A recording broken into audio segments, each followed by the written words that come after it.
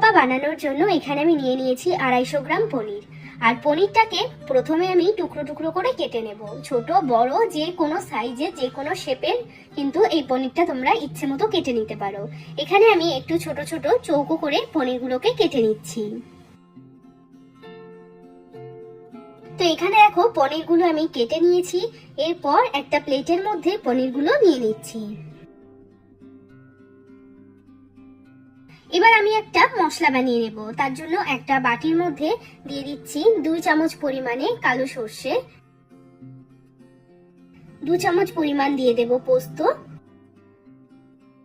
ঝালের জন্য দিয়ে দিলাম 2টো কাঁচা লঙ্কা, আর অল্প জল দিয়ে মশলাটাকে খুব ভালো করে বেটে নিতে হবে।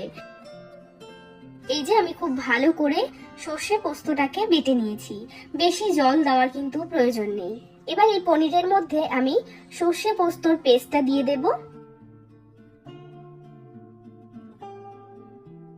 এবার এর মধ্যে আমি দিয়ে দিচ্ছি টক দই, 2 চামচ পরিমাণ টক দই দিয়ে দিচ্ছি। অবশ্যই করে এই পনির ভাপাতে টক দইটা দিয়ে দেখবে, খেতে কিন্তু খুবই ভালো লাগে।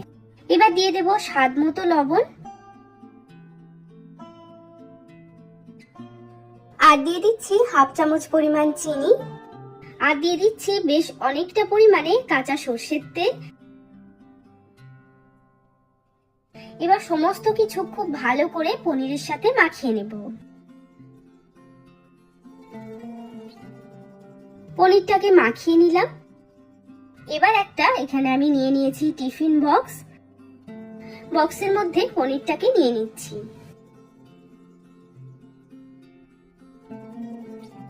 এই যে প্লেটটা ধুয়ে আমি মোটামুটি 2-3 চামচ মতো জল এখানে দিয়ে দেব। খুব বেশি পরিমাণ জল ব্যবহার করার প্রয়োজন নেই, অল্প একটুখানি জল আমি জাস্ট প্লেটটাকে ধুয়ে দিয়ে দিলাম। উপর থেকে আরো কিছুটা সর্ষের তেল দিয়ে দিচ্ছি। এবার দিয়ে দেব 3-4টে মতো কাঁচা লঙ্কা। এবার এটাকে ঢাকা লাগিয়ে দেব। পনিরটা ভাপানোর জন্য একটা কড়াই নিয়ে নিয়েছি। এখানে 1.5 কাপ পরিমাণে আমি জল দিয়ে দিলাম। জলের পরিমাণ কিন্তু খুব বেশি দেওয়ার প্রয়োজন নেই, বক্সটা যাতে জলের থেকে উপরে থাকে এতটা পরিমাণ জল কিন্তু দিতে হবে। এবার আমি ঢাকাটা লাগিয়ে দিচ্ছি যাতে জলটা তাড়াতাড়ি ফুটে যায়। 5-6 মিনিট পর আমি ঢাকাটা সরিয়ে নিচ্ছি। তো জলটা দেখো এখন ফুটে গেছে। এখন আমি এর উপরে বক্সটা বসিয়ে দেব।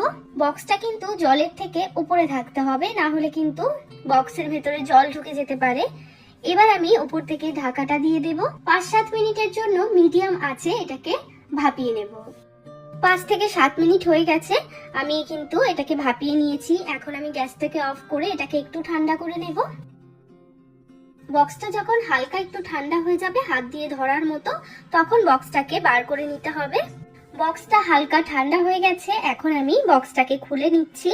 অপূর্ব স্বাদের ভাপা পনিরের রেসিপি আমাদের তৈরি হয়ে গেল।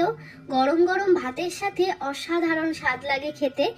যারা পনিরের রেসিপি খেতে পছন্দ করে না তারাও কিন্তু এটা একদম চেটেপুটে খাবে। অসাধারণ সুস্বাদু এই পনিরের রেসিপিটা অবশ্যই ট্রাই করে দেখবে। গরম গরম ভাতের সাথে দুর্দান্ত লাগবে।